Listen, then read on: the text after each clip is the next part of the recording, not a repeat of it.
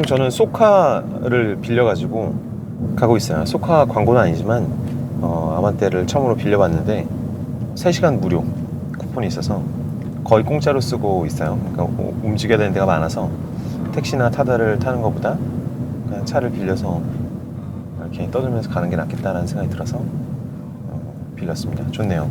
가는 와중에 또 촬영도 하고. 촬영도 하고요. 와, 이 뭐 소카에 붙어있는 이런 기술들이 신박하네요.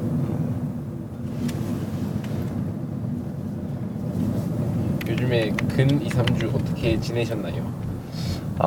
요새 분리호에서 새로 나오는 프로덕트가 있어서요. 그거를 만드는데 아주 집중을 하고 있습니다. 그거 관련된 회의들을 하고 사람들을 조직하고 컨셉을 알려주고 이제 기획을 하고 그런 일들에 너무 바빠서 유튜브를 촬영을 못하고 있었네요. 투자에 대해서 요새 많이 하는 생각은 결국 그 유형자산만 투자는 아닐 거잖아요. 무형자산들이 굉장히 다양하게 있는데 다들 그런 고민을 하는 것 같아요. 그러니까 똑같은 시간과 똑같은 돈이 있을 때 얼만큼 유형자산에 투자할 것이고 얼만큼 무형자산에 투자할 것이냐. 그런데 흔히 이제 젊은 친구들은 유형자산보다 무형자산이 훨씬 많다고 그래요. 그 관점에서 본다면 인생은 나의 무형자산들, 나의 기회비용들을 하나씩 유형자산으로 바꿔가는 단계죠. 혹은 또 다른 형태의 무형자산으로 치환해가는 단계이잖아요. 근데 얼마의 값을 받고 어떻게 치환할지, 무엇으로 치환할지 전혀 모르는 상태이기 때문에 굳이 긍정적으로 보자면 인생이 흥미진진한 거잖아요. 그런데 일관적인 답은 없는 것 같아요. 제 동영상들 중에도 무조건 쓰는 즐거움보다 모으는 즐거움을 느끼자. 그래서 돈을 모으는 즐거움에 대해 얘기한 것도 있고, 한편으로는 티끌 모아 부자가 될 수 없다라면 자기 자신에게 더 투자해라, 자기 개발, 무형자산에 더 투자하라라는 얘기도 있어서 어떤 댓글에 그런 말씀을 하시더라고요. 두 개가 상반된 얘기는 아닌가. 상반되지 않은 것 같아요. 결과적으로는 더 양질의 유무형 자산으로 계속 바꿔가는 과정이라고 생각이 들어요. 각자의 전략, 각자의 설계가 좀 따로 있는 거죠. 다만 가장 안 좋은 거는 자기 손에 들어온 유형 혹은 무형 자산을 그냥 지금 당장의 쾌락을 위해서 손쉽게 써버리는 게 가장 아깝다는 거죠. 그것도 뭐 좋은 경험이 될 수도 있고 뭐 어떻게 될지 모르는 일이지만 너무 쉽게 내 손 안에 들어온 것들을 다 날려버리면서 세월을 허송하는 것만큼은 피해보자라는 얘기를 하고 싶었어요.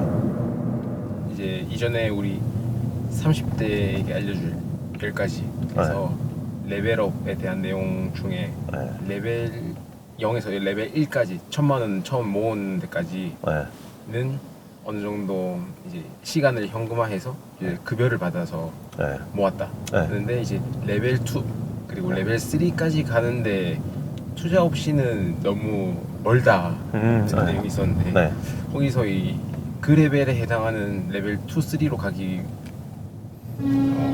위한 지름길 방법? 일반론부터 설명을 좀 드리면 결국 처음에는 유형 자산부터 모아야 된다 라고 얘기를 했지만 또 좀 전에 하던 얘기를 연속적으로 해본다면 이런 얘기일 수도 있어요. 그러니까 유형 자산으로 치환시키든 무형 자산으로 치환시키든 나의 기회비용을 치환시키든 실제 노동시간을 치환시키든 여러 가지 방식이 있을 텐데 레벨이 올라가면 갈수록 그 형태는 굉장히 바뀐다. 예를 들어서 1년에 100억 연봉을 받던 사람이 이제 500원을 모았다가 돈을 다 날렸다고 해봐요. 유형자산이 다 날아간 거잖아요. 근데 무형자산이 남아있기 때문에 또 1년에 100억을 벌 수 있는 기회가 존재하고 있을 수 있잖아요. 그러니까 그 당장 모인 돈, 모을 수 있는 돈은 굉장히 다르다. 굉장히 다르다. 그래서 1000만 원이라는 유형 자산은 무조건 모으고 볼 일이긴 하지만 그 다음부터는 그 돈을 불려서만 또 유형 자산이 늘어나는 건 아니잖아요. 그 과정에서 배운 여러 가지 유형 자산을 다 활용해서 이제 2천만 원이 되고 4천만 원이 되고 8천만 원이 되는 과정들을 계속 겪게 되는데 실제로는 젊을수록 유형 자산으로 버는 돈보다 무형 자산으로 버는 돈이 훨씬 더 많다. 어쩔 수 없이 자기의 어떤 실력이 상승돼서 벌 수 있는 폭이 늘어난다거나 아니면 뭐 그런 거죠. 반면에 나이가 있거나 이제 상속을 받거나 그러면은 거대한 유형자산을 물려받아서 그것만 굴리고 놀아도 자기 개별적 또 무형자산 혹은 무형 스킬셋이 없어도 어떻게 먹고 살 수 있는 길들이 열릴 수 있는 거죠.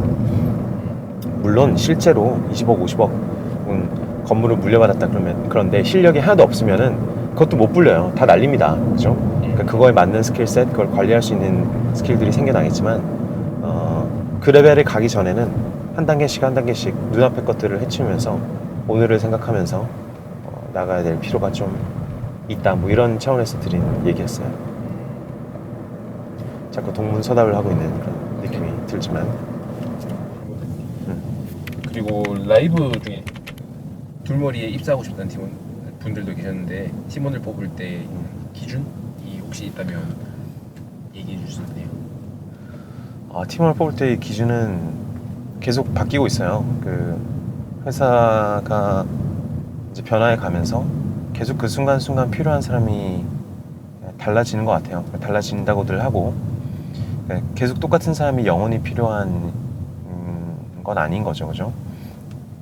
그래서 그런 걸 매 순간순간 좀 기준점이 바뀌어 가고는 있습니다만 근본적으로 그 늦어서 고마워라는 책이 있는데 그 책에 이런 구절이 나오더라고요. 요새는 CQ, Curiosity Quotient, 그러니까 호기심 지수와 PQ, 패션 지수, 열정 지수가 지능 지수보다 훨씬 중요한 시대가 됐다라고들 얘기를 해요.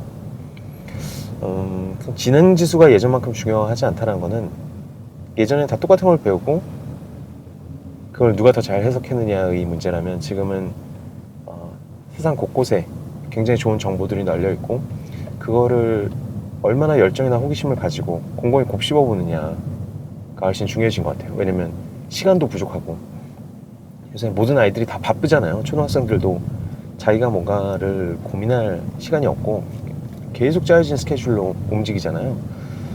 그러다 보니까 굳이 자기 시간을 내서 굳이 자기 집중력을 내서 굳이 자기가 애정을 갖고 뭔가를 깊이 공부하기가 굉장히 힘들고 그러려면 반드시 호기심이나 열정이 필요하고 그래서 결과적으로 5년, 10년 후에 보면은 그렇게 자기 시간을 쥐어 짜내서 애정을 갖고 파고드는 양이, 절대적인 양이 그 어떤 재능보다도 압도적이더라. 워낙 갈 수 있는 길이 넓다 보니까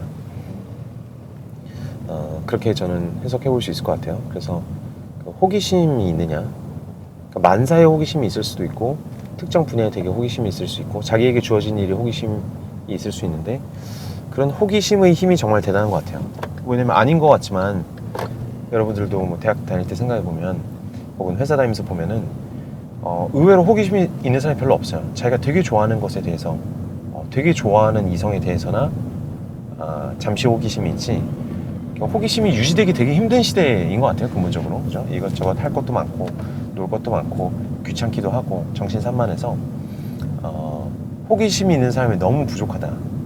호기심이 없는 사람을 5년 10년 지켜보면은 5년 10년이 지나도 수동적인 것 외에는 아무것도 스스로 자가 발전했지 않아요. 되게 혼나요. 그냥 외부적인 굉장히 강렬한 자극이 있어야 굉장히 혼나거나 굉장히 큰 상이 있어야 할까 말까인데 호기심이 있는 사람은 자기가 그 상을 직접 찾아다니고 자기가 더 성장하기 위해서 계속 파헤쳐 보잖아요. 그런 과정은 정말 뭐 교육이나 관리나 경영 능력으로 이루어지는 것은 아닌 것 같다.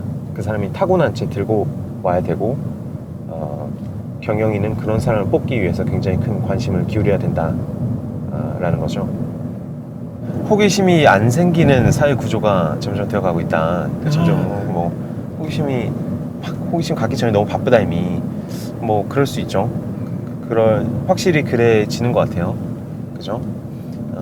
뭐 예전에도 그랬겠지만 뭐 100년 전을 생각해 보면 초등학교 수준의 나이에 10살, 12살 되면 벌써 막 노동을 시작하고 하루 종일 할 일이 있고 거기서도 마찬가지로 호기심 갖기 되게 힘들었겠죠.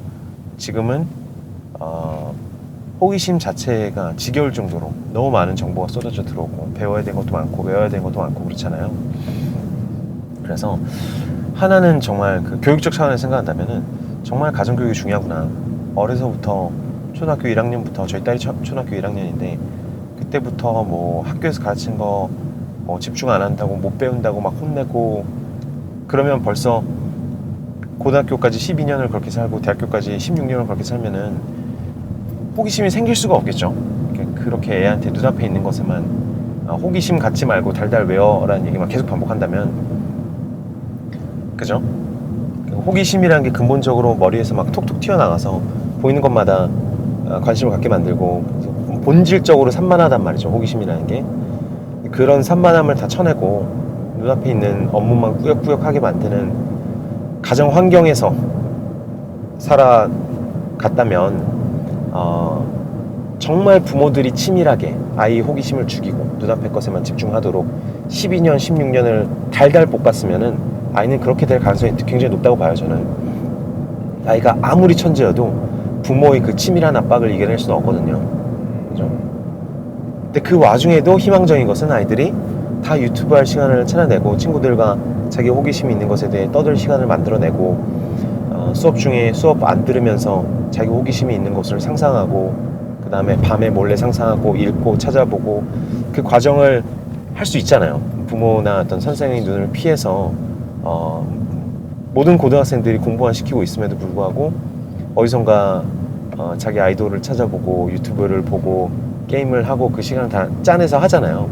그 친구들은 그래도 어떤 영역에서든 호기심이 있는 친구죠. 그게 뭐 성적 호기심이든 아니면 정말 게임에 대한 호기심이든 자기 영웅에 대한 호기심이든 아니면 동네 양아치 형님 오빠에 대한 호기심이든 인간은 호기심이 동물이고 호기심이 엄청난 재능이기 때문에 그 재능이 소리에 반응해서 결국 어떤 사물에 대해서 호기심을 갖고 접근을 하게 돼요. 어떤 사람에게는 그게 뭐 수능 문제일 수도 있지만 그럴 확률은 적죠. 호기심이 어디서 터질지는 알 수 없는 거니까 주위에서. 그러면 그 개인으로서는 어떻게 해야 되느냐? 부모님 말씀 잘 안 들어야죠. 그러니까 부모님과 선생님이 여기서의 모든 교육은 대한민국과 어떤 현대의 모든 학교 공부들은 사실 19세기 공부잖아요. 훌륭한 대기업인을 키워내기 위한 공부인데 여기서는 호기심이 중요하지 않던 시대의 교육이기 때문에 그냥 호기심을 강요하지 않아요. 예를 들어서 누가 국어책을 보다가 국어책에 짧은 어떤 예를 구운몽이 요새도 교과서에 있는지 모르겠지만 구운몽이 있으면은 그 하나를 읽다가 구운몽 전체 소설은 어떨까 하고 소설책을 읽어보기를 권유하지 않는 사회일 거라고 저는 생각이 든단 말이에요. 그냥 그것만 외워서 빨리 시험이나 합격해라 이런 거죠. 그런 것들을 뚫고 자기의 호기심을 스파크 시키는 모든 것들을 뒤집어 보고 다니면서 공부하고 호기심을 자족하면서 살아가는 사람들이 어쨌든 상위 몇 프로는 있게 마련이니까 스스로 그런 거를 찾아야죠. 좋은 힌트라면 어린아이들이 선정적인 것, 자극적인 것에 빠진다고는 하지만 저는 뭐 그렇게 나쁘기만 한지는 모르겠어요. 어쨌든 그것도 호기심의 일종이잖아요. 그게 너무 강렬해서 다른 호기심을 해칠 수도 있겠지만 어쨌든 모든 종류의 호기심, 모든 종류의 열정을 갖고 이것저것 실험하고 익스플로어 해보고 그러니까 탐험해보고 하는 그 과정이 인간 뇌가 성장하는 가장 멋진 방식인데 그러니까 부모님 뭐라고 하건 제가 흥미 있는 영역들 찾아보고 하는 게 좋을 것 같아요. 모든 대기업, 모든 창업자들을 보면은 특히 IT 쪽은 어릴 때 벌써 부모님 몰래든 부모님의 도움을 받아서든 막 PC 잡지 같은 거 쌓아놓고 하루 종일 읽고 있고 게임 잡지 쌓아놓고 읽고 있고 그런 호기심을 스스로 이렇게 만족시키면서 살아간 형님들의 혹은 누님들의 족적이었단 말이죠. 그게 없이 그냥 공부 열심히 해서 수능 봐갖고 서울대나 MIT를 가서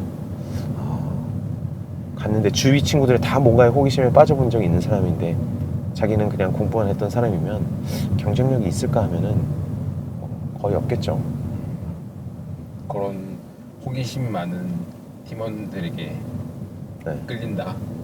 그렇죠. 호기심 많고 열정이 높고 좀 더 나가면 자기 호기심이랑 열정을 충분히 발견해서 그걸 디벨롭까지 시킨 사람들.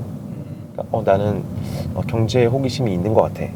있네 있어 하면서 결국 책을 50권, 100권 읽어서 자기 호기심과 열정을 스스로 증명해내고 확신을 굉장히 높게 얻은 사람이 있고, 또 뭐 댓글이나 연락 오시는 분들 중에 자기는 오늘 갑자기 이 영역에 호기심이 생겼다, 나 뽑아달라, 근데 자기소개도 없고 자기 이 영역에 대해 아는 건 하나도 없다, 그러면 그 사람이 내공을 무시하는 게 아니라 내공 얘기인 거죠. 그 방금 생긴 호기심은 회사를 입사해서 해결할 일이 아니라 책들을 읽어보고 스스로 좀 디벨롭하면서 해결해야 될 일들이라는 거죠. 그런 호기심을 이제 숙성시킨 사람들의 내공 싸움이 되는데, 당장 호기심만 생겼다 그래서 다 뭐 뽑아갖고 꽂아 넣을 수는 없는 거잖아요. 왜냐면 그 사람들은 순식간에 호기심이 없어지거나 자기가 생각했던 첫 호기심의 이미지와 굉장히 다른 걸 발견하면 하루 이틀만 해도 되게 지쳐요. 이거 내가 생각한 게 아닌데 라는 생각으로. 그러니까 자기가 생각했던 호기심과 현실과 마찰시켜서 굉장히 고도로 발전시켜 나가는 과정이 누구에게나 필요하겠죠. 확실한 건 호기심을 모두 잃어버린 사람과는 대화할 게 없어요. 맨날 하는 얘기 또 하고, 자기가 믿는 대로만 살고 식상해지는 거죠.